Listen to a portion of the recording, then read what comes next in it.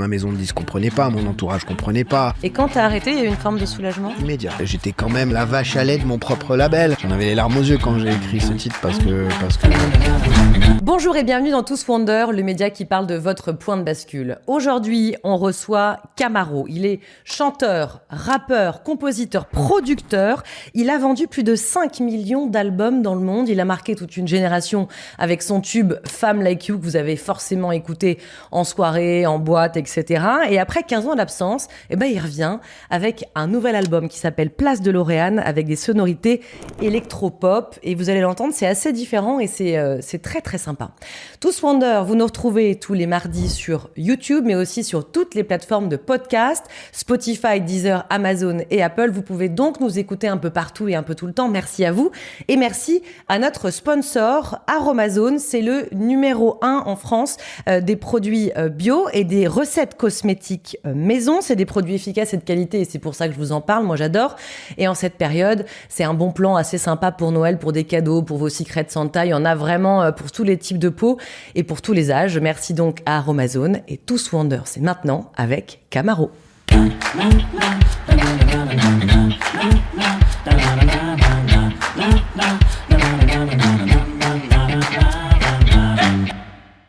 Camaro, merci d'être avec nous aujourd'hui. Je suis hyper contente de te recevoir. Est-ce qu'il faut t'appeler Camaro ou Cyril ?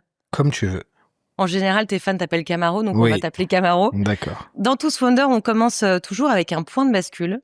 Ton point de bascule, tu vas me le raconter, il est en 2008. T'as sorti un tube planétaire. Quelques années plus tôt, en 2004. Je crois que des gens, même en Russie, en Ouzbékistan, chantaient les paroles sans vraiment comprendre. Donc, c'était vraiment incroyable. Et là, tu décides en fait d'arrêter, ou du moins de te mettre dans l'ombre. Qu'est-ce qui s'est passé ? Alors déjà, historiquement, j'ai toujours aimé la production, le management d'artistes. Enfin, les coulisses m'ont toujours intéressé. J'étais très curieux de comprendre comment est-ce qu'on produit des disques depuis tout jeune. Enfin, comme j'ai commencé très jeune la musique, je me suis toujours produit moi-même. J'avais mon propre label, très jeune, etc. Donc ça a été quelque chose qui a toujours été très important pour moi de révéler d'autres artistes ou même d'écrire des chansons pour d'autres artistes. J'ai produit mon premier album pour d'autres, j'avais 17 ans. Ouais. Donc c'est quelque chose que déjà à la base j'aimais beaucoup. Et toujours un petit peu moins à l'aise quand c'était moi. Ah, c'est marrant. Et j'aimais mieux mettre les autres en scène ou découvrir des talents. Enfin, je trouvais qu'il y avait quelque chose de très noble là-dedans. Et puis à côté de ça, je m'amusais moi avec mes trucs à moi. Donc quand en 2004, il y a eu ce succès énorme, quoi, ça m'a propulsé un peu au rang de pop star. Bah oui. Et est-ce que pop star, c'est une expression qui date de 2004 ou on le dit encore ? Tu dis non, toi-même, je suis une pop star. C'est vraiment moi qui me suis collé cette étiquette parce que c'est comme ça que je me sentais, quoi. C'est-à-dire que quand on fait tous les magazines, les plateaux de télé, qu'il y a des filles qui crient notre nom. C'est hallucinant, j'imagine. Enfin, venant de là où je venais, moi, j'ai quand même commencé dans l'underground du hip-hop montréalais, quoi. Donc, c'était très... tu vas nous le raconter. Voilà, et c'était très particulier pour moi, tout d'un coup, de me sentir comme, je sais pas moi, les NSYNC ou des groupes de la fin des années 90. Et en même temps, je l'ai voulu, quoi. Enfin, toute ma carrière, j'ai quand même aussi fait des trucs pour moi et tout. Et je sais pas pourquoi, sans réfléchir, j'ai décidé de prendre un peu le wagon, quoi, sauter dans le train. Et on a quand même vachement rigolé. Et je me suis amusé, etc. Et j'en ai profité et j'en ai joué. Alors, en plus, mon personnage était assez clivant à l'époque. Donc, je remettais de l'huile sur le feu. Enfin... C'était quoi ton personnage ? Comment t'avais composé du coup pour moi, cette c'était image ? pas un personnage. C'est l'histoire de ce gamin qui fuit la guerre pour aller se retrouver propulsé en Amérique du Nord avec. On passe de rien à tous les possibles.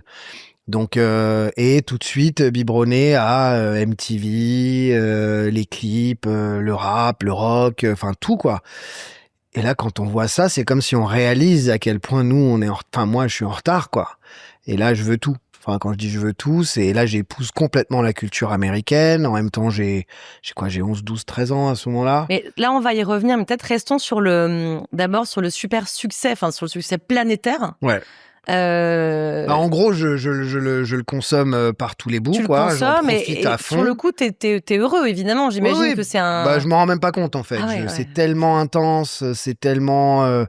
ça monopolise tout le temps, toute l'énergie, toute l'attention, que je fais pas vraiment attention et je monte dans le train et je m'amuse pendant 3-4 ans.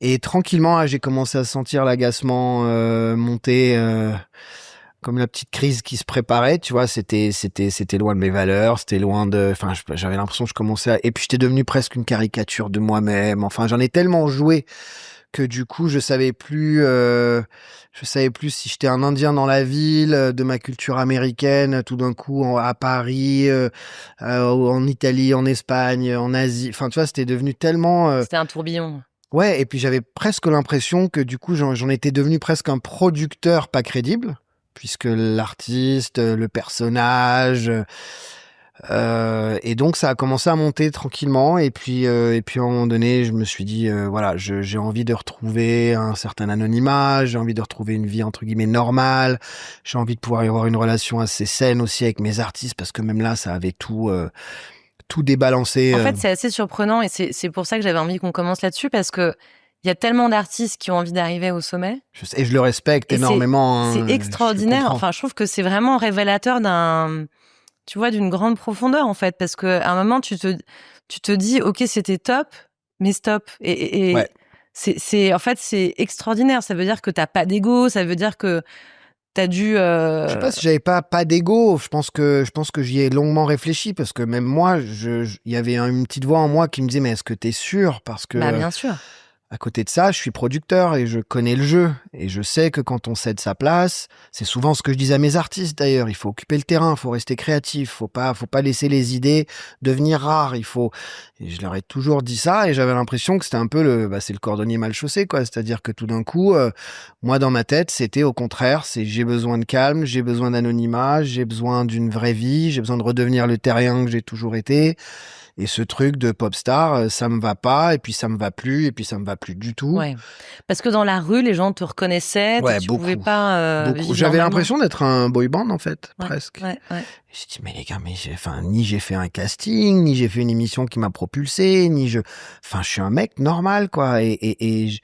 Donc certes, j'en ai joué. C'est sûr que si on voit certaines images de cette période, on va se dire, mais non, t'avais pas l'air malheureux. Et c'est vrai que j'étais pas malheureux. Non, mais t'avais 24 ans. On peut comprendre aussi que à 24 ans, avec une maturité de 24 ans, même si je veux dire, c'est pas une maturité de gamin, mais quand même, enfin, je veux dire, on peut tout à fait comprendre que ça soit grisant.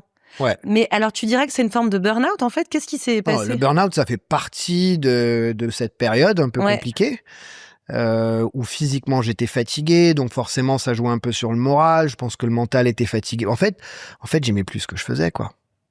J'étais toujours aussi passionné de musique parce qu'il suffisait que tu me branches sur le sujet d'une ou d'un autre artiste ou d'un projet dans la musique, ou d'aller se battre contre une loi institutionnelle qui nous bloquait de faire des choses en tant qu'indépendant. Et là, je retrouvais toute ma fougue et je savais que j'étais encore passionné. J'avais l'impression d'avoir réalisé que j'avais juste plus envie d'être dans la lumière. Ou en tout cas de pouvoir choisir quand, quel genre de projet, vraiment je me sentais plus libre.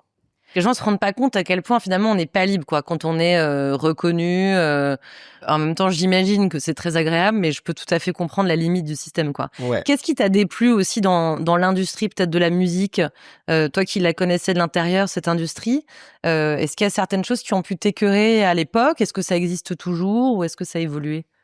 Enfin, l'industrie en elle-même, elle a du bon et du mauvais, et je connaissais les deux facettes, et je connaissais le jeu, et j'ai bien accepté de le jouer. Mais c'est vrai qu'à un moment donné, je savais ce qui m'attendait. Je savais que j'allais être dans cette espèce de quête, de encore mieux, ok, il a fait Femme Like You, donc maintenant il faut qu'il nous fasse un plus gros tube, et qui dit plus gros tube dit encore plus de promos, et puis les concessions, et le pire, encore une fois, c'est que c'est très délicat de parler de ça, parce que j'ai formé des artistes, et je les ai aidés, et je les ai presque éduqués professionnellement à ça, parce que c'était leur souhait et qu'ils l'assumaient. Et encore une fois, j'ai beaucoup d'admiration et de respect à certains de mes artistes, ou d'autres d'ailleurs, qui me disaient, mais t'as pas compris, en fait, moi c'est l'inverse, c'est le jour où on me reconnaît plus dans la rue, je plonge. Ouais. Et je disais, OK, bah dans ce cas-là, voilà Tu ce qu'il faut comprends faire. les artistes qui complètement, se sentent comme ça. mais complètement. Et encore une fois, je ne crache pas dans la soupe. Mais c'est malhonnête de monter sur scène et d'entretenir ce truc, cette espèce de relation un peu fausse avec le public quand toi, t'as qu'une envie, c'est de te barrer. Bah bien sûr, c'est clair. C'est hyper malsain, surtout quand t'es aussi producteur et tu dis non, mais là, c'est plus du business que tu fais, c'est de la connerie, ça ne peut plus marcher. Et tu vas te casser la gueule et ça va être et je me disais en même temps, viens, j'arrête maintenant. Ouais, mais c'est dingue. Je suis là, quoi, tu vois, donc. Ouais, mais c'est quand même signe d'une immense maturité aussi, quoi. Je trouve ça fou, moi. Je trouve ça... où je me trouvais alors, c'est venu après, tu vois, j'ai commencé à réaliser que c'était quand même très sincère puisque j'ai pu tenir. Mais sur le coup, je me trouvais aussi des éléments d'encouragement, tu vois. Je me disais, bah, t'es quand même un bon producteur, le métier te respecte. Tu veux pas mettre cette crédibilité en jeu et puis tu pourras toujours créer d'autres choses. Je me rendais pas compte qu'il m'aurait fallu autant de temps pour revenir à quelque chose de plus libre, etc. Mais je me cherchais un peu des romans, surtout que tout le monde était contre moi. Enfin, ma maison de disques comprenait pas, mon entourage comprenait pas. J'étais quand même la vache à lait de mon propre label. J'avais d'autres artistes, mais j'étais le plus gros artiste. Et même ça, je trouvais ça malsain. Donc j'avais vraiment beaucoup d'arguments.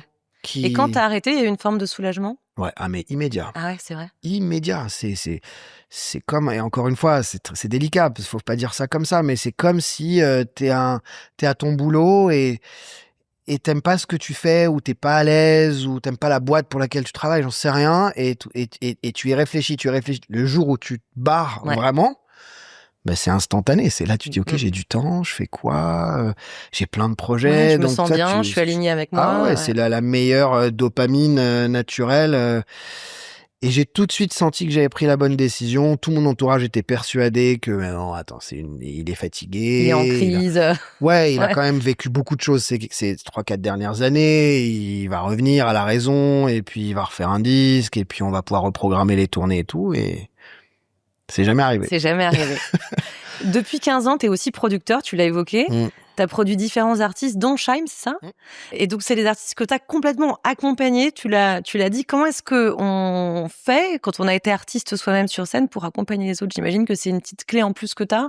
Parce que tu as l'expérience de la scène, tu as l'expérience aussi du succès.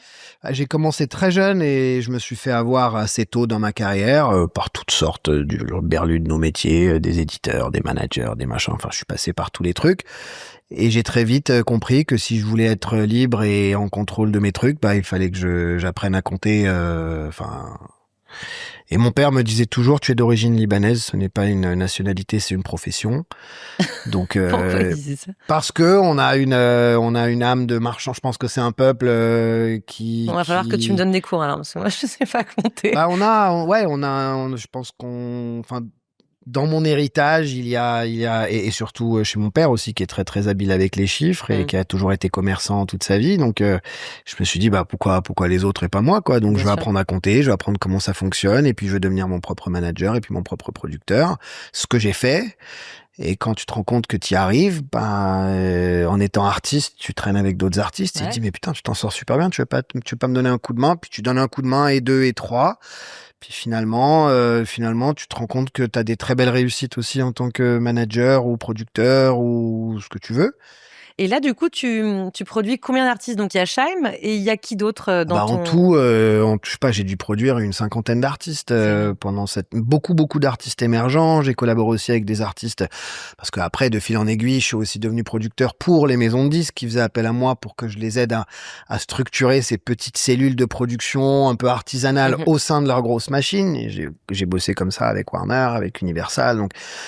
Et puis j'ai géré aussi des artistes internationaux parce que j'avais cette biculture américaine et française, donc c'était plus facile pour moi d'aider à préparer les stratégies sur des artistes internationaux qui arrivaient en France et sur laquelle il fallait avoir une compréhension assez spécifique de leur domaine. Et comme j'ai grandi en Amérique du Nord et que je suis bilingue, bah c'était plus facile. Enfin bref. Et donc j'ai dû travailler avec une 50aine d'artistes. Scheim a quelque chose de particulier parce que c'était une des première artiste où j'ai carrément tout sacrifié. C'est-à-dire qu'en plus, Scheim arrive au moment où je suis en pleine réflexion de me dire, moi, je veux arrêter. J'arrête, bien sûr. Et elle m'a vachement aidé parce que je lui disais, je me souviens, je lui dis, je vais tout arrêter et je vais m'occuper que de toi. Et elle me disait, mais t'es sûr quand même et tout. Et moi, elle prenait presque avec moi un peu la responsabilité de cette décision, qui a été une des meilleures décisions de ma vie d'ailleurs, parce que j'ai découvert une âme extraordinaire, une artiste rare. Enfin, dès le début, je me suis dit, c'est l'élu. Et en même temps, c'est parfait. Voilà, je me retire, je m'occupe d'elle. C'est comme ça d'ailleurs que j'ai négocié avec ma maison de disques à l'époque, parce qu'on a des contrats dans ce métier. Bien sûr. On peut pas décider qu'on arrête du jour au lendemain parce qu'on est engagé à livrer un certain nombre d'albums, d'engagements. Et moi, il m'en restait. Ah oui, comment t'as fait ? J'ai dit, je ne suis plus l'élu, elle l'est. C'est l'élu. Et si elle réussit comme je pense qu'elle va réussir, vous me foutez la paix. Ça a marché. Ça a marché. C'est génial. Donc, elle fait partie de ma liberté gagnée. Ouais, donc c'est aussi un petit peu grâce à elle. Bien sûr. Quand tu accueilles, quand tu accompagnes des artistes, est-ce que tu as des conseils que tu donnes en général, tu vois, des petits trucs et astuces que tu pourrais nous peut-être divulguer ce soir ? Pour prendre l'exemple de Shaim, par exemple, il s'est passé 18 mois avant qu'elle sorte ses premières chansons. Et pendant ces 18 mois-là, elle a traîné dans nos bureaux avec nos équipes marketing. Premier conseil que je donne aux artistes, c'est sois conscient de l'univers dans lequel tu évolues. C'est très important, que ce soit dans le foot, que ce soit dans la musique, que ce soit quand tu es directeur d'une boîte, tu dois savoir quels sont les objectifs de la boîte, c'est quoi l'ADN de la boîte, c'est quoi la culture de la boîte. C'est hyper important de connaître son environnement, de la même manière que je suis quelqu'un de visuel quand je vais sur une terrasse ou dans un resto, au bout de 10 minutes, je peux te dire qui y a autour, enfin c'est la même chose, on fait la même chose. Et donc les premiers conseils, c'est... même si t'es l'artiste le plus saltimbanque, le plus rêveur, presque utopiste, il faut apprendre les bases du métier. Et ça s'apprend en posant des questions. Aujourd'hui, ça a changé parce que la plupart maintenant sont tous devenus un peu entrepreneurs dans le sens où ils sont un peu aux rênes de leur propre carrière. Mais à notre époque, c'était pas la même chose et très rare. Les artistes savaient même pas les différents droits, les différents projets, comment ça fonctionne une maison de disques. Ils étaient tout contents que leurs parents reçoivent un bouquet de fleurs de la maison de disques jusqu'à ce que je leur dise que ce bouquet de fleurs, il sera récupéré de ton argent, de ton budget marketing. Sans les saouler non plus, mais j'ai toujours milité pour leur apprendre au moins les bases, les grandes lignes. Et ensuite, je leur ai appris à suivre leur instinct. Quitte à ce que même moi, j'en sois tributaire. C'est-à-dire que quand un ou une artiste... Shaim, par exemple, quand elle avait une idée sur un truc, et j'étais sûr que c'était une connerie, je pouvais pas aller à l'encontre de ce que je lui avais conseillé, et je lui disais, tu sais quoi, vas-y, et je t'aiderai à ramasser les pots cassés. Et parfois, elle a eu raison, il n'y a jamais eu de pots cassés, et c'était la bonne décision, et parfois, c'est moi qui avais raison, et on a ramassé les pots cassés ensemble. Mais voilà, l'instinct, c'est très difficile de se dire, est-ce que je peux faire confiance à telle personne ? Tu le sauras jamais. Ça, c'est très difficile. Bien sûr, C'est le temps qui te dira, quand ça fera 10 ans que vous bossez ensemble, ça veut dire que tu as bien fait de faire confiance. Quoi. Et alors, comment tu repères un artiste ? Parce que tu dis, Shaim, j'avais senti que c'était l'élu. Évidemment, il y a une part de sixième sens, donc c'est un petit peu difficile ma question, mais comment tu repères ? Est-ce qu'il y a certains trucs que tu vois ou c'est vraiment que sixième sens, que du feeling ? Non, il n'y a pas de manuel parce que sinon tous les producteurs seraient archi-milliardaires et tous les artistes réussiraient parce qu'on applique la formule et une fois qu'on est formé à la formule, on est bon à l'exécuter. Non, je pense que c'est de l'instinct. Je vois cette jeune fille de banlieue, métisse, avec les petites fossettes, avec une voix qui n'est pas dans la démonstration, qui a un timbre de voix avec une qualité d'interprète, qui donne vie aux chansons. Et en même temps, je regarde tout, en fait. Je regarde comment elle s'habille, je regarde sa gestuelle, puis je me renseigne, je rencontre ses parents, Ah oui, donc tu vas loin, tu rentres dans l'intimité, en fait. Ouais, mais après avoir c'est-à-dire que je fais ça, alors que au premier regard, je dis, ok, c'est elle. Ouais. Mais comme j'ai eu plus récemment avec des artistes très jeunes aussi, où même parfois mon équipe se disait, mais t'es sérieux, il ressemble à rien, ou alors il a l'air complètement fou, ou pourquoi lui, machin, ou elle. Donc la première accroche, elle est toujours très instinctive. Et après, juste pour me rassurer quand même un minimum, je creuse. Voilà. Et puis une fois que ma décision est faite, après c'est du vouloir et des petits secrets de... C'est quoi les petits secrets ? Comme je t'ai dit, la préparation, le fait de prendre son temps, de trouver les bons partenaires. On ne travaille jamais seul. Il y a toujours soit un distributeur ou un label avec nous ou j'en sais rien, moi, une équipe de glow-up, par exemple, Scheim, au début, je savais que ça vient avec tout un truc, quoi. C'est make-up, stylisme, DA, enfin, faut avoir une vision globale quand même du projet, et il faut trouver les bonnes personnes qui vont être capables de traduire cette vision. Tu te plantes sur un truc, et la perception du public est faussée. Et le projet peut prendre l'eau et tu te dis, tiens, je pense que la musique était bien, mais on s'est trompé en image, on n'a pas réussi à décrire aux gens ce qu'on voulait qu'ils sachent d'elle, ou on n'a pas réussi à la mettre en valeur, ou elle est passée pour quelqu'un de hautaine alors qu'on la connaît tous comme étant... Donc c'est plein de petits détails comme ça sur lesquels il faut pas se tromper. Qu'est-ce qui te fait plaisir en tant que producteur? Qu'est-ce qui te nourrit, toi? Parce qu'on a compris que la scène, finalement, ça t'avait... T'as eu une overdose de scène, quoi, de lumière. Plus du Star System que de la scène. Star System, ouais. Ok, ouais. La scène, c'était un moment où je me sentais très libre, mais je trouvais que ça criait trop, je trouvais que c'était trop fanatique, je trouvais que je sais pas, il y avait un truc où j'avais l'impression qu'on n'était pas dans le vrai échange. Je comprends. Mais j'aimais bien être sur scène, et j'aime encore plus aujourd'hui. Tu vas nous en parler juste après, mais je voulais juste finir sur le côté producteur. Qu'est-ce qui te satisfait, en fait? Parce que ça fait quand même 15 ans que tu produis, même plus d'ailleurs. 20 ans, c'est ça que tu produis? Un peu plus, 25 ans. Que tu produis des artistes. 25 ans. Qu'est-ce qui te nourrit, en fait, en tant que producteur? La passion, l'envie de partager, le sentiment d'être dans une grande salle de spectacle avec 10 000 personnes qui chantent à tue-tête les chansons que j'ai écrites ou composées pour l'artiste ou que j'ai choisies avec l'artiste, ou enfin tout ce travail de terrain, de studio, etc. Quand on a le petit pass du concert et qu'on est dans la salle, parmi les gens, je me balade toujours dans les salles de mes artistes pour tendre une oreille, parler avec les gens, savoir ce qu'ils en pensent, voir parfois sans leur parler, juste voir leurs réactions, leurs pleurs, leurs cris, machin. Et quand on est dans une salle comme ça et qu'on se rend compte que l'artiste nous appartient, enfin, il nous a jamais appartenu d'ailleurs, mais ne nous appartient plus, ni à l'artiste, ni à moi. Je comprends. Comme une chanson, et que c'est devenu l'artiste du peuple et que c'est devenu la musique de son public. Tu dois avoir une émotion de dingue. J'en ai des frissons. Mais c'est dingue, j'imagine. C'est le plus beau métier du monde. Ouais, je comprends. Du coup, t'as évidemment eu envie de revenir à la scène, je comprends. T'as vu tous ces artistes avec tous les publics déchaînés. Tu t'es dit, j'y retourne là. Non, c'est pas le fait de voir, c'est le fait de me dire. Non, mais je rigole, je te taquine, mais donc il y a un moment où tu as quand même eu envie là de revenir aussi sur le devant de la scène, de retrouver la scène. Ça s'est fait par étapes. J'ai eu envie de célébrer les 20 ans de Femmes Like You parce que je trouve que c'est un lien très privilégié et particulier. On n'est pas beaucoup d'artistes à avoir ce genre de classique avec son public à un jeune âge, parce que je suis encore jeune. Et donc la première étape, ça a été ça. La première étape, c'est d'aller sur la route et de revoir mon public, donc 20 ans après la sortie de Femmes Like You. Et là, j'ai ressenti des vibrations qui étaient complètement différentes. Il y avait plus cette hystérie, c'était comme des retrouvailles de famille, de copains, et je me suis dit, putain, je crois que t'es l'équipe. Alors ça a pris 20 ans. 15 ans si on compte les 5 années où j'ai envoyé du lourd.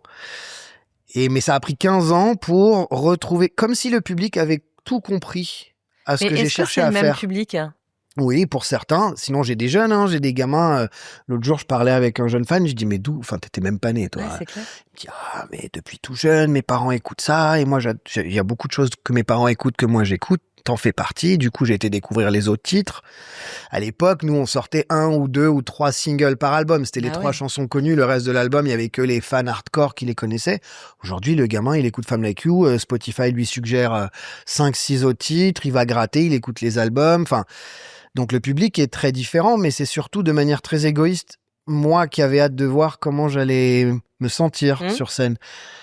J'avais pas de trac. Je montais comme une réunion de famille. Ah oui, incroyable. J'ai eu du plaisir, beaucoup de plaisir. Trouver la scène, en fait, c'est comme si j'avais mis 15 ans à enlever les fioritures, les machins, les paillettes, les ci, les ça. Moi, j'ai mûri aussi. Ma vie a beaucoup changé. Je suis devenu papa entre-temps. J'ai des enfants. Enfin, voir mes enfants, ma petite fille, justement, qui avait 3 ans quand je suis remonté sur scène pour célébrer les 20 ans, qui était assise avec son gros casque pour protéger ses oreilles et qui avait l'air tellement fière. Tu l'as vu sur scène quand tu chantais ou pas? Bien sûr. Mais là, je voyais tout, en fait. J'avais l'impression d'être dans la vraie vie. Et ni catapulté par rien, ni too much, et vraiment avec un public qui avaient presque adapté leur comportement. Et je sais que c'est pas ça, mais c'est un peu mon ressenti. Je me suis dit, mais putain, mais en fait, c'est comme s'ils avaient compris qu'il y avait un truc qui m'avait... et qu'aujourd'hui... Ils sont moins hystériques, quoi. Ouais, il y a un truc plus naturel, plus vrai. Comprends. Ils ont compris ma démarche et j'ai écrit un bouquin aussi où j'ai beaucoup parlé de ça et je pense qu'il y en a beaucoup d'entre eux qui l'ont lu et qui ont trouvé ça aussi cool, tu vois, que je tienne et que ce soit très sincère dans ma démarche. Donc ça a été la première étape. Et suite à ça, je me suis dit, bah, maintenant que je réalise que j'ai une liberté qui est quand même rare dans nos métiers, ça m'a donné envie d'essayer des choses assez improbables et de faire des essais en studio sans me mettre la pression. Et en fait, l'envie de recréer pour aller sur scène après, c'était une démarche que j'avais jamais fait avant. Avant, je voulais faire des tubes parce que je voulais être le plus gros artiste, le plus machin aussi. Là, en fait, j'ai aucune pensée mercantile ou aucun objectif quand je crée, si ce n'est de profiter de un peu cette liberté de ne rien s'interdire, quoi. Et t'as mis combien de temps? Donc là, t'as sorti un album qui s'appelle Place de Lauréane.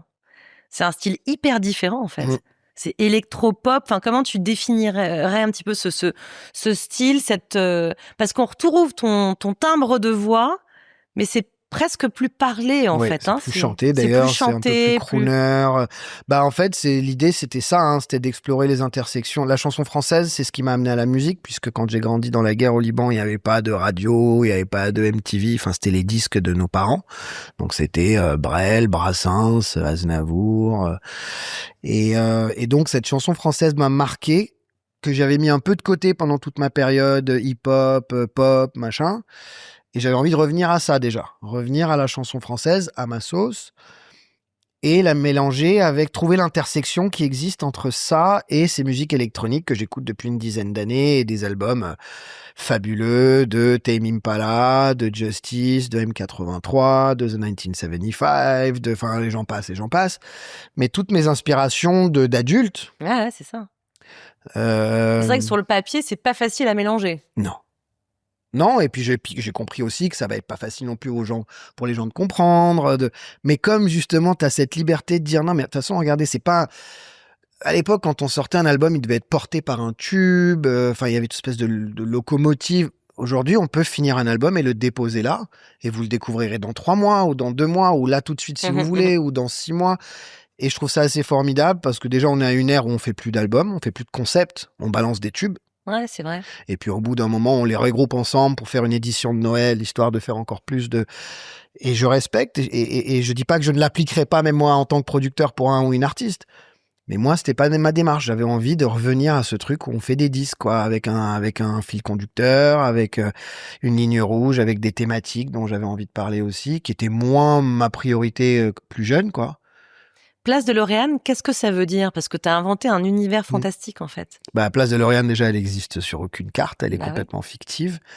Le nom fait un peu un clin d'œil à la DeLorean, qui est la voiture, pour moi, qui est un peu le symbole des années 90. On peut voyager, voilà. On peut voyager dans le temps, on choisit, c'est vers l'arrière, vers l'avant, enfin, peu importe. Donc, l'inspiration, elle est un peu venue de là. Et ensuite, on avait envie de créer un monde, parce qu'il n'y a pas que la musique, il y a aussi les visuels qu'on a proposés, qui sont assez décalés, en fait. Ça nous permet, c'est un champ des possibles, c'est-à-dire que non seulement c'est une musique qui est à l'intersection de la chanson française et de la musique électronique, mais en plus, on a cette place.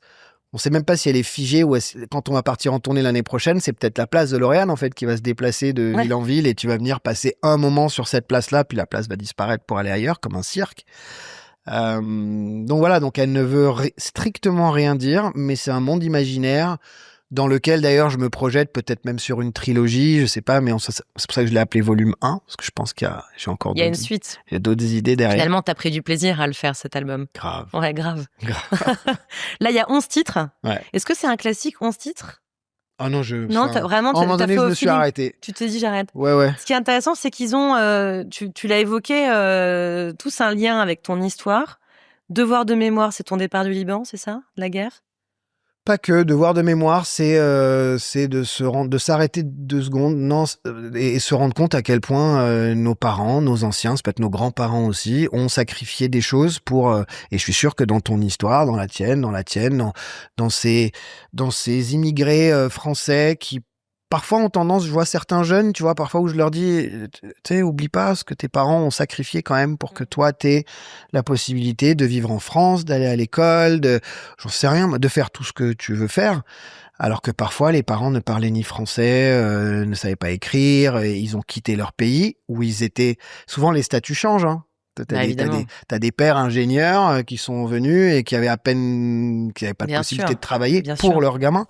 Donc c'est plus, ce devoir de mémoire, c'est plus envers cette génération qui nous précède, où j'avais envie de dire qu'il faut garder un respect au point de les dresser sous forme de tableaux vivants dans l'immortel, parce que moi, dans mon cas, en tout cas, j'en parlais dans mon livre, j'ai pas de moyens connus de pouvoir remercier mes parents s'ils avaient pas fait ça, je sais pas comment. Enfin, quand tu dis pas fait ça, c'est partir du Liban, c'est quitter le Liban. Leur travail, leurs amis, leur culture. Enfin, tu te dis, mais moi, j'ai des enfants aujourd'hui, hein. Ouais. Imagine demain, on nous annonce une guerre au Canada, etc., et il faut que je parte en Inde. J'ai choisi l'Inde comme ça, mais parce que très éloigné de la culture nord-américaine, et il faut que je prenne mes enfants, il faut que j'aille tout refaire là-bas. Enfin, toi, t'avais posé la question. Je suis pas sûr qu'on aurait le même courage aujourd'hui. Non, c'est clair. Toi, t'avais 12 ans quand t'es 11 ans quand t'as quitté, c'était Beyrouth. Donc, t'as évidemment un souvenir hyper précis en fait de la période. Bien sûr, j'étais un grand garçon. Hein. Tout. Ouais.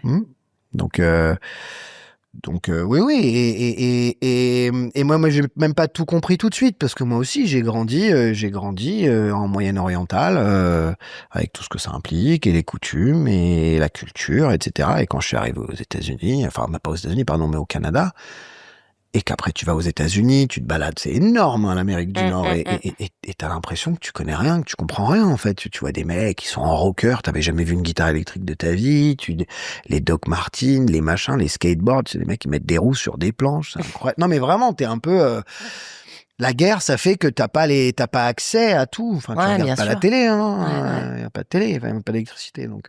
Bien sûr. Donc ouais. En tout cas, spécifiquement, devoir de mémoire, pour moi, c'était important de coucher un texte sans en faire quelque chose d'engagé ou de revendicateur, mais juste de rappeler que, de manière universelle, c'est toujours bien. Il y a aussi Cœur pyromane, ça c'est la paternité. Pour ma fille, ça, ça c'est. J'en avais les larmes aux yeux quand j'ai écrit ce titre, parce que c'est la première fois que je peux écrire de cette manière-là, et j'avais envie de poser ma voix différemment, pardon. C'est typiquement une chanson où ma manière de chanter et le ton de voix que j'utilise sur cette chanson-là est radicalement différent de ce que j'ai pu faire. C'est vrai. Qu'est-ce que tu avais envie de transmettre ? Tu l'écris pour toi ? Tu l'écris pour ta fille ? Tu vois, qu'est-ce que tu avais envie de dire en fait dans cette chanson ? Il y a un truc, elle m'inspire, quoi. Tu vois, quand je suis dans mon studio et qu'elle joue autour de moi, au point où je suis obligé de lui dire, bah là, il faut que t'arrêtes 2 secondes, parce que papa va enregistrer des voix, donc faut pas qu'il y ait des bruits. Mais même si je te faisais écouter les acapellas de l'album, t'as plein de bruits, de jeux de ma fille derrière. Ouais, il y a plein d'imperfections. Bref. Non, je crois que j'avais envie il y a plein de choses que je me sens peut-être pas encore assez malin ou intelligent ou sage de lui dire, ou du moins pas avec d'autres mots. Je le dis dans la chanson d'ailleurs, et même il y a quelques années, j'aurais jamais été capable de le dire, ou je l'aurais dit avec toutes les postures et l'ego de mec, de machin, et je le dis dans la chanson. Il y a quelques années, tu m'aurais posé la question, j'aurais pas su te le dire. Et je sais pas pourquoi cette inspiration m'est venue de me dire, voilà, si je devais mourir demain, bah voilà, je voulais que tu saches que j'ai jamais eu peur de pleurer dans tes bras ou de sourire dans tes bras, tu vois, parce que ça demande, peut-être pas pour tous les hommes, il y en a qui ont beaucoup de facilité, mais moi, j'ai dû m'ouvrir à ma fille et faire ce travail d'être naturel à 99,9%. Non, mais même à 100%. T'es naturel avec ton enfant. J'espère. Bah ouais.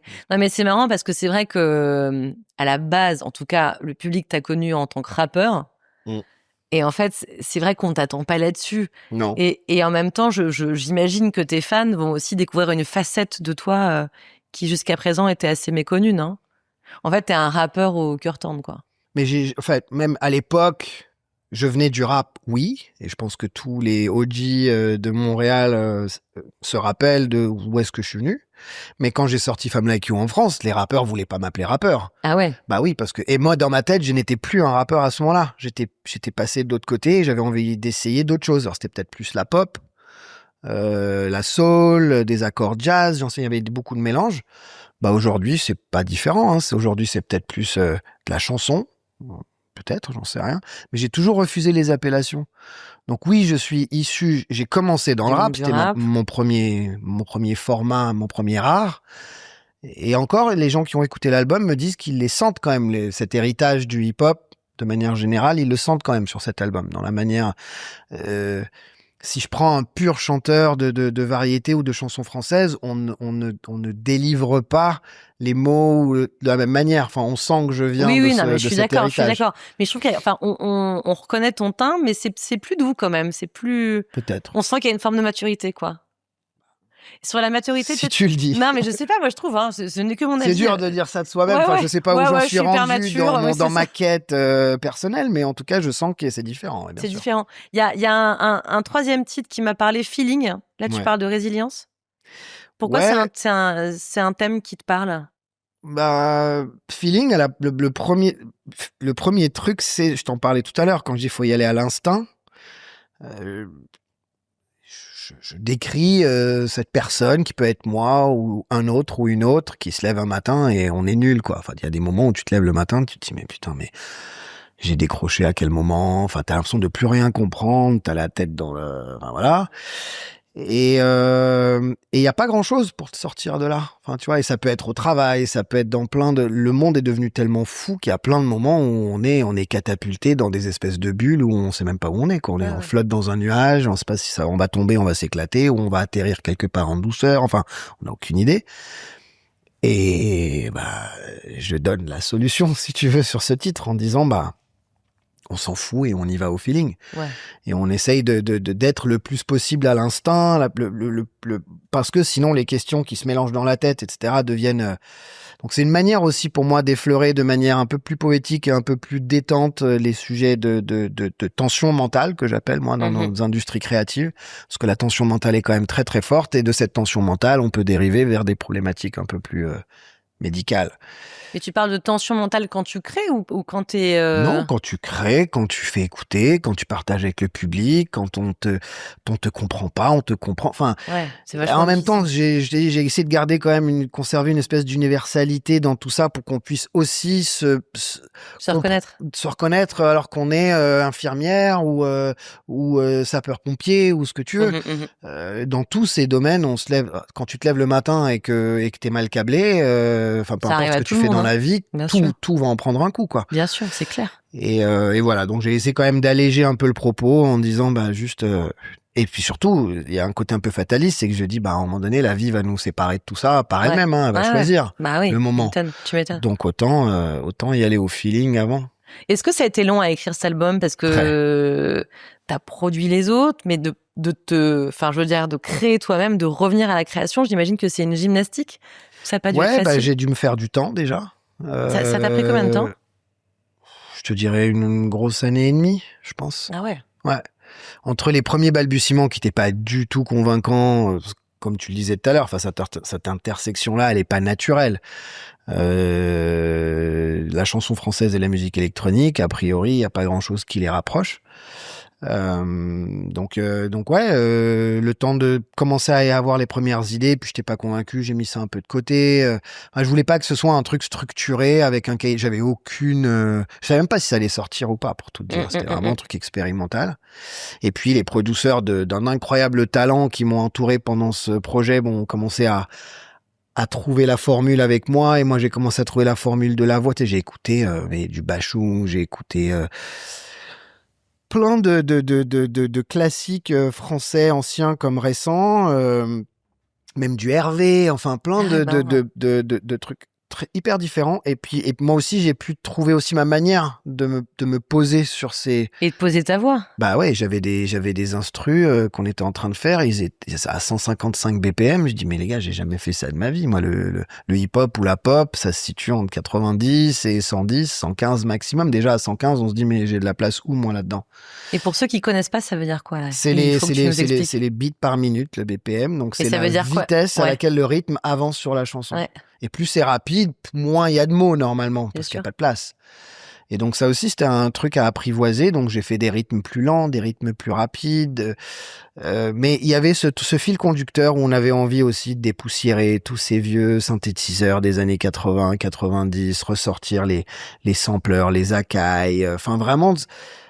C'était une démarche qui a l'air très complexe, mais qui pour nous était archi naturelle parce que tous ceux qui étaient autour de ce projet sont fans de ces sons, de ces visuels, de ces références. On avait tous la DeLorean ou l'Atari ou tous ces codes des années 90, quoi.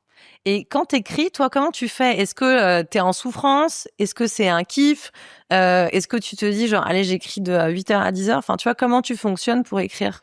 Non, c'est d'ailleurs très compliqué pour ma famille, enfin pour les gens qui m'entourent, parce que d'abord ça vient quand tu t'y attends pas. T'as un carnet, t'as un truc? Il y a des choses que je garde dans ma tête, et à un moment donné j'ai besoin d'être dans mon studio, chez moi, et tout seul, et commencer à... Soit il y a une musique qui m'inspire, soit il y a un sujet qui m'inspire, mais c'est pas genre, ah tiens, je suis triste, je suis rentré à déjà,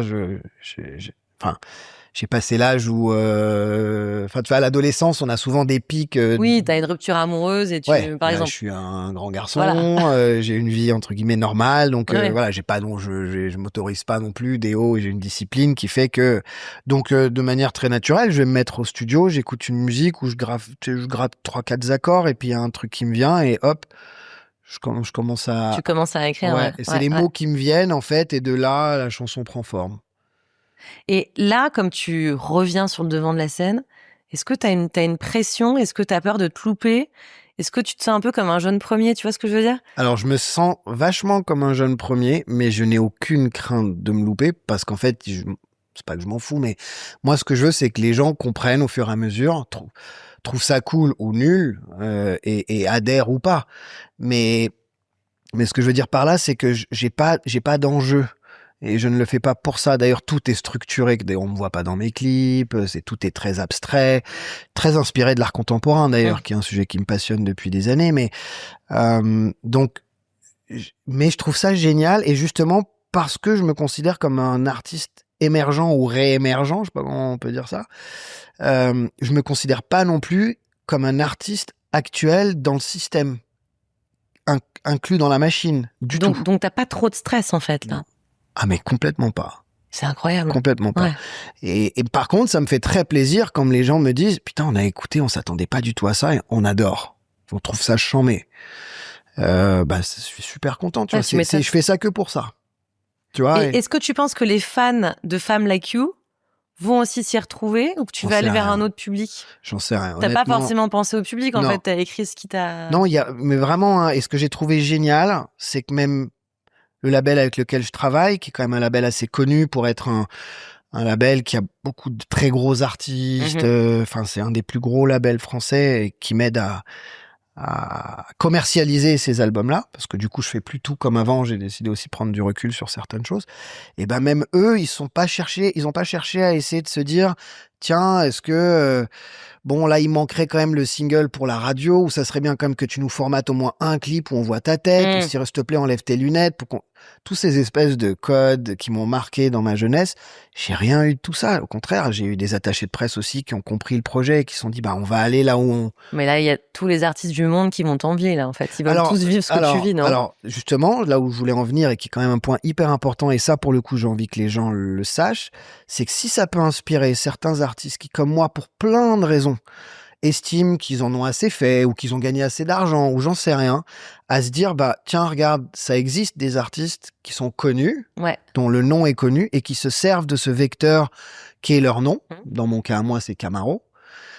pour présenter d'autres choses et se mettre à risque, quitte à ce que ce soit pas la même économie que quand on était plus jeune. Mais ce fait de s'affranchir de tout ça, si ça peut inspirer même d'autres labels à donner l'opportunité à des artistes comme moi de faire des choses différentes, quitte à en gérer les budgets différemment, à prendre moins de risques financiers. Il y a plein de choses qu'on peut faire pour être plus libre. Et encore une fois, ça ne s'applique pas à un artiste actuel qui est au top et qui doit rester haut. Il y a toute une machine. Et encore une fois, je connais ce métier. Mais inspirer des artistes ou des gens de ce métier à prendre parfois des risques et se dire, OK, moi, j'en veux pas plus que ce que j'en ai assez et j'ai envie d'essayer des trucs, que ce soit possible, pas qu'on ait, faut que ce soit bien. En fait, de se dire, les trajectoires sont pas forcément linéaires, en fait. Non. Et c'est si ça. le projet est bien, même s'il est structuré de manière à être plus confidentiel ou toucher un public plus confidentiel, c'est bien. Et pas être tout le temps c'est parce que notre métier, il y a quand même des trucs, ça a l'air, on va faire tout de suite la comparaison de se dire, ah ouais, mais tiens, son album, il a pas marché comme celui, mais non, mais ça n'a rien à voir. Si je voulais faire, d'abord, même si je voulais faire un album qui a marché ou qui marcherait comme celui qui a marché il y a 20 ans ou il y a 15 ans ou il y a 5 ans, peu importe, déjà, c'est pas sûr que j'y arrive. Ça n'existe pas, il n'y a pas de formule magique. Mais que même les gens puissent comprendre que ça existe de ne même pas chercher ça. Et moi, je me suis permis de le faire parce que je me suis dit, je pense qu'on va me croire puisque j'ai vraiment pris ces décisions-là, moi, au fur et à mesure. C'est pas comme si tout d'un coup, je viens dire, ah, là, je fais un album plus indie ou différent, etc. Et j'espère que les gens vont l'aimer, mais je n'ai pas d'attente. Ça aurait été peut-être moins crédible si derrière, j'avais battu le feu, tu vois, non-stop. Bref, donc je trouve ça cool parce que autour de ce projet de Place de Lauriane, t'as pas que moi. T'as des auteurs-compositeurs qui ont pas cherché à se dire ah mais si je fais des prods avec lui, est-ce que ça va générer de la SACEM ou pas, ça va jouer à la radio, des attachés de presse, des labels qui ont poussé un projet qui se veut un projet plus alternatif que ce que j'ai pu faire et je trouve ça génial. Et si ça peut donner l'exemple. Tu remontes sur scène ou pas? Tu vas faire une tournée? Grave. Mais de plus petites salles. Plus petite salle. Comme ça, les gens qui... D'abord, moi, j'ai envie d'être plus près du public, parce que là, je suis en plein dedans, et je trouve qu'un projet électro-chanson comme ça, dans des petites salles de sueur et de bière, avec un gros système comme on les aime, plutôt que les trucs hyper parfaits. Mais même là, j'ai pas envie que ça soit une telle obligation que les gens viennent me voir parce que je dois remplir ma salle. Donc, je préfère jouer dans des plus petites salles, quitte à jouer plusieurs soirs si ça fonctionne bien. Que les gens qui ont beaucoup aimé Femme Like You et qui ont détesté Place de Lauriane, c'est pas grave. Et que les gens qui ont adoré viennent, et que les gens qui ont aimé Place de Lauriane et qui me connaissaient même pas avant puissent venir. Mais que ni eux, ni nous, on ait cette pression de se dire, ok, là, les gars, par contre, s'il vous plaît, faut pas se louper, parce que si je suis au Zénith et que vous êtes que 1000, ça la fout mal. Ah ouais. Donc, tu vois, c'est pour ça que... Plus intimiste. Et alors, raconte, quand t'es sur scène, dans ces petites salles, j'imagine que tu vois le public. Comment tu sens le public? Ça va être super différent. Je l'ai pas fait souvent. Non, en fait, j'ai fait des grandes salles à l'époque. Après, j'ai fait des événements comme ça, isolés, pour m'amuser. Et c'était soit des gros festivals ou il y a toujours eu beaucoup de monde. Parce que j'imagine que c'est presque plus stressant, tu vois ce que je veux dire? Pour moi, oui. Bah oui, parce que, je suppose, j'ai pas fait de Zénith, mais tu vois, je me dis Zénith, quelque part, t'es face quelque part à une salle noire, tu vois, c'est immense, alors que dans une petite salle, tu vois tous les visages. Tu vois les visages. Mais c'est pas plus stressant, c'est juste une expérience. Encore une fois, j'en parle comme si je l'avais vécu, mais c'est la première fois que je vais le vivre l'année prochaine. Et cette tournée de Place de Lauriane, je l'ai vraiment voulu comme ça. Alors tu vas me dire, oui, mais alors les détracteurs ou les journalistes un peu malveillants vont dire, bah oui, mais c'est pas la même économie, pourquoi tu te fais chier? Alors tu dis, mais non, mais au final, si tout est dosé de la bonne manière, mes musiciens peuvent en vivre, ça peut être quand même une tournée bien sûr, où mes gens sont quand même bien payés, où il y a une économie derrière et je m'en cache pas, mais c'est pas une économie de pression. Bien sûr. C'est une économie qui nous permet de rester libre. De la même manière que j'ai fait cet album, je suis pas arrivé en disant non, on a fait des visuels avec des bouts de ficelle, on a mis des gens hyper créatifs que je connais du monde de la mode qui m'ont dit vas-y, je te le fais pour le kiff, viens, on tripe ensemble, on fait le truc. Enfin, tu vois, c'est du réseautage, c'est plein de trucs. Et voilà. Et je trouve que le message le plus fort sur cet album, au-delà des thématiques que j'aborde, c'est qu'on peut encore aujourd'hui, dans une machine qui avance à 300 km/h et qui fait des morts tous les jours, façon de parler, Il y a des trucs sur la voie de service, sur le chemin de secours, sur les chemins de campagne et tout. Tu t'éclates et tu fais des vrais trucs. Et puis... Ouais, c'est possible, quoi. Ouais, mais bien sûr. Et en fait, là, ce qui est marrant aussi, c'est qu'on est assez loin quand même aussi de tes inspirations d'origine. C'est-à-dire que tu racontais, et si on peut y venir là, sur tes inspirations nord-américaines, donc tu viens quand même du rap à la base, quoi. Moi, il y a un truc, t'as commencé par des concours de freestyle. Là, on est vachement loin des concours de freestyle. Bah oui, mais c'était il y a... Écoute, mes premiers concours de freestyle à Montréal, dans les quartiers haïtiens de Montréal, j'avais 15 ans. C'était il y a 30 ans. Tu sais faire encore du freestyle ou pas? Non. Tu pourrais nous faire du freestyle, là? Non. Tu saurais plus faire? Non, parce que ça vient avec le freestyle en rap, c'est pas juste de poser un texte sur une instru que tu connais pas. Ça, pour moi, c'est le freestyle un peu commercial. Mais t'as les freestylers qui, à force d'écrire des débits, finissent par enregistrer ces formats, si tu veux, dans leur tête, et après jouent avec des mots même qu'on peut leur imposer. Combien t'as vu de mecs, on leur donne une dizaine de mots, et là, il va faire une impro avec mais ces moi, 10 ça me mots. fascine, ce truc. C'est la incroyable. pratique. Ouais. C'est la pratique des patterns, en fait, de la manière dont il rappe. Il a des patterns qu'il enregistre, et sur ces patterns, après, il interchange ces patterns entre eux et les mots qu'il va poser dessus. Ouais. Mais ça, c'est de la pratique. Aujourd'hui, ce serait fou. Alors, j'adorais faire ça quand j'étais gamin, et on a fait beaucoup de concours de ça, mais aujourd'hui, je pèse que dalle en freestyle. C'est pour ça que j'écris des chansons aujourd'hui. Ouais. Mais tu penses qu'il fallait commencer par ça pour être un bon chanteur, un bon artiste? Non, pas forcément, non. Ouais. Mais je pense que Soprano, c'est un super artiste aussi parce qu'il a commencé dans les psychiatres. Je pense que Gims, aujourd'hui, il se nourrit de ce qu'il a fait dans la section. J'aime les artistes pop qui ont des influences dans les souches.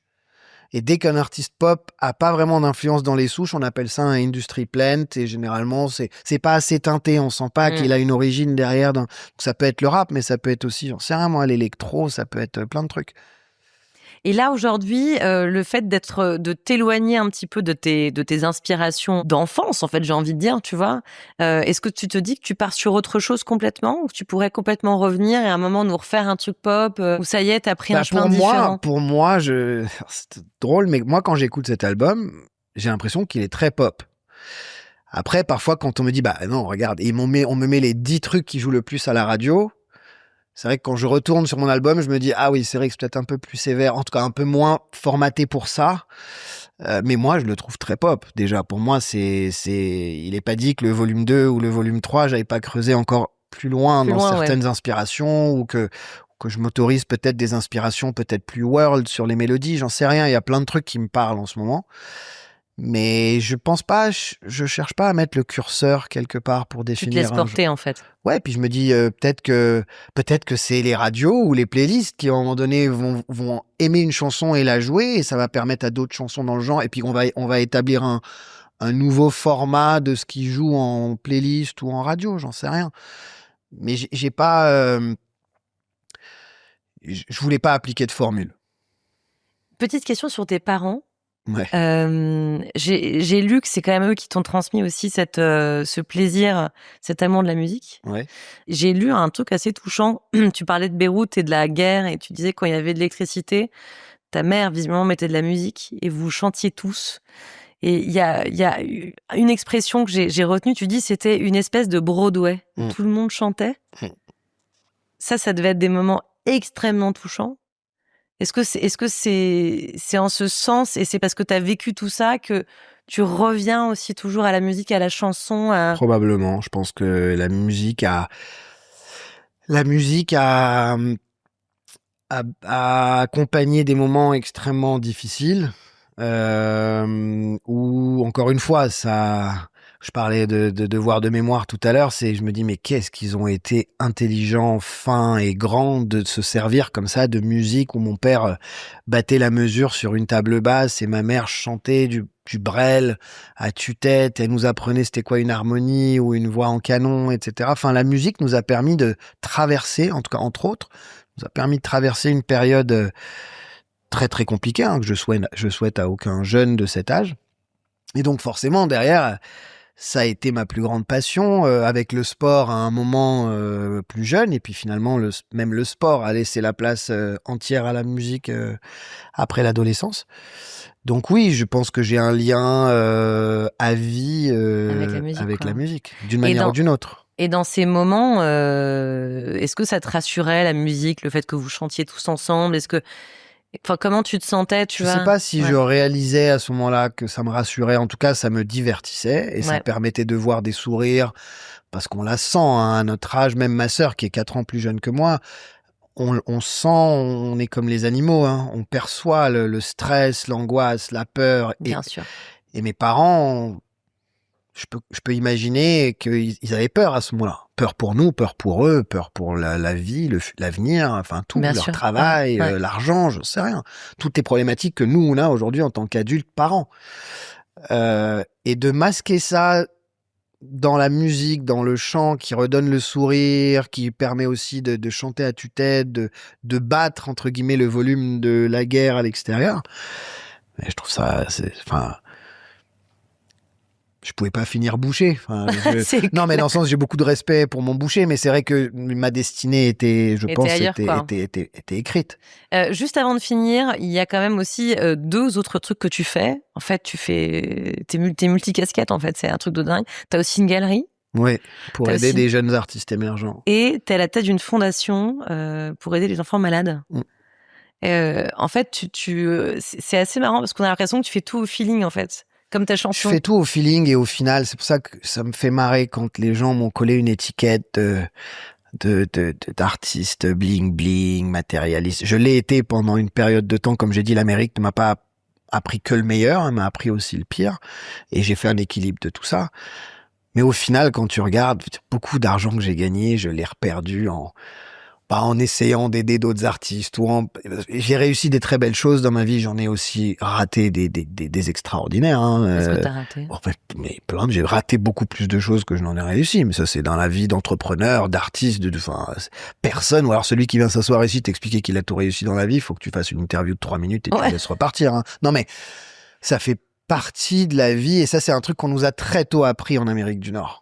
L'échec est essentiel, il est nécessaire. Il faut essayer d'en limiter la casse le plus possible, mais en réaliser tout ce qu'on apprend, quoi. En fait, l'éducation que ça donne. Mais j'ai jamais senti que j'ai regretté. J'ai jamais regretté un projet que j'ai raté, que j'ai échoué, parce que je l'ai fait à ma manière et que je l'ai fait avec le feeling que j'avais à ce moment-là. Mais c'est vrai que l'argent n'a jamais été une motivation. Je voulais en gagner beaucoup plus jeune parce que je voulais prouver quelque chose, je voulais me venger, Mais de quoi tu voulais te venger? De la vie, je trouve qu'elle a été injuste. Les premières, quand je suis arrivé aux États-Unis et au Canada, je regardais les gens, je dis mais attends, mais c'est pas possible, mec, il a 18 paires de chaussures et il a 14 ans. Tu vas me dire, c'est pas normal que j'exagère, hein, c'est pas tout le monde qui a 14 ans, mais ne serait-ce que, des choses assez banales. Je comprends. Et il regarde la télé, il a fait plein de trucs où j'ai senti que c'était injuste. Et quand je regardais les rappeurs qui m'expliquaient qu'ils ont grandi dans les projects, donc l'équivalent des cités, des quartiers difficiles ici, avec rien, etc., et que maintenant ils veulent avoir la Rolls-Royce comme les riches. Je suis un peu rentré là-dedans, moi aussi. C'était pas du tout un geste politique, ni de droite, ni de gauche, ni de centre, ni de rien du tout. C'était l'histoire d'un gamin qui, quand il a vu les rappeurs américains tout avoir, je me suis... Un peu comme une mentalité de nouveau riche, alors que je pense que j'ai été éduqué dans des valeurs plutôt anciennes.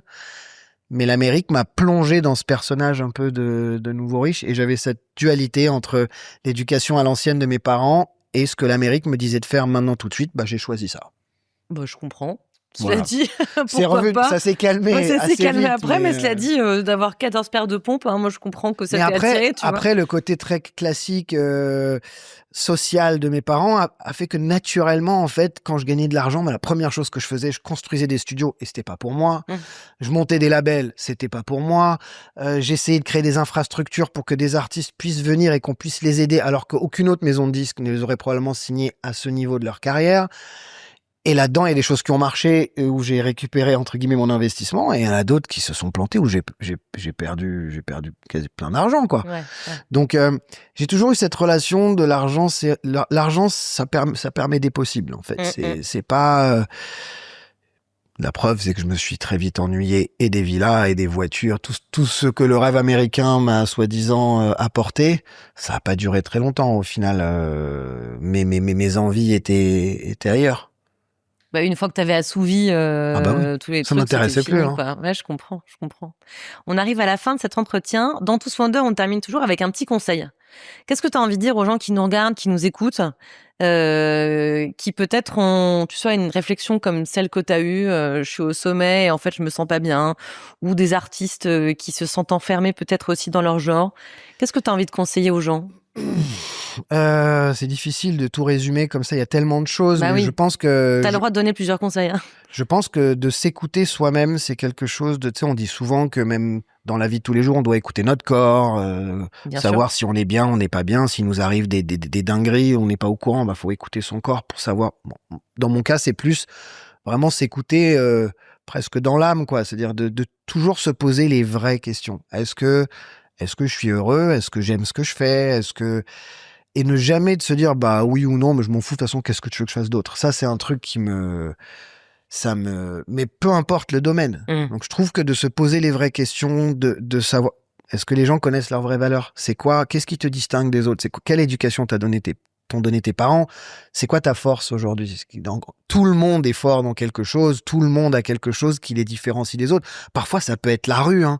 Ça peut être le mec le plus ouf dans la street qui te dit oui, j'ai pas de valeur, ben, ta dinguerie, là, le fait que t'aies peur de rien, ton côté cerveau brûlé, ça peut faire des flamèches dans plein de trucs. Ouais, c'est clair. Donc, le fait de s'écouter et de se dire, donc, qu'est-ce qui me distingue des autres et tranquillement de gagner cette confiance en soi que je trouve qu'on n'apprend pas assez aux gamins en France. Bah, c'est plus nord-américain, t'as raison. Ouais, mais la C'est pas win, notre c'est culture. important. La Ouais, win, c'est c'est pas important. juste de gagner un match de foot ou de gagner un truc ou de gagner un disque d'or. La win, c'est juste déjà de se dire, ah ouais, ça, c'est vrai que je suis bon là-dedans. Ouais, c'est vrai. T'as des gens, ils sont même pas capables, ça sort pas. On dirait qu'ils peuvent pas te dire, ah là-dedans, moi, je suis trop fort. Tu vois, et je pense que le fait de s'écouter et de se dire, ok, et de prendre confiance en soi, après, ça déboule sur le fait de rester libre, le fait d'avoir de l'instinct, de suivre son instinct, de s'écouter énormément, de se dire, tiens, je savais qu'il fallait que je le fasse comme ça. C'est génial, il n'y a rien de plus gratifiant. Et même quand tu te plantes, tu te dis, au moins je l'ai fait. Au moins, je l'ai fait Ouais, comme je voulais le faire. Bien sûr. Merci Camaro pour tes conseils. Merci Tu vas à tous toi, nous ça aider fait- à avoir plus confiance Je dirais en que j'ai nous. fait une conférence. Là. Non mais c'est sympa parce que c'est vrai qu'il y a moi ce que j'aime dans ce que tu dis, c'est vraiment feeling, faut y aller, faut avoir confiance et c'est un message qui est extrêmement positif. Donc merci en tout cas de l'avoir transmis. Ton nouvel album Place de Lauréane, sonorité électropop, 11 titres avec une tournée plus intimiste. Tu nous as dit quoi? Bière et sueur, c'est ça? Ouais, un peu cette ambiance-là, quoi. Ouais, Plus rock. Plus rock, voilà. En tout cas, voilà. Donc, Place de Lauréane, vous pouvez l'écouter, c'est hyper sympa. Moi, j'ai vraiment adoré. Et Tous Wonder, c'est tous les mardis. On se retrouve la semaine prochaine. Salut.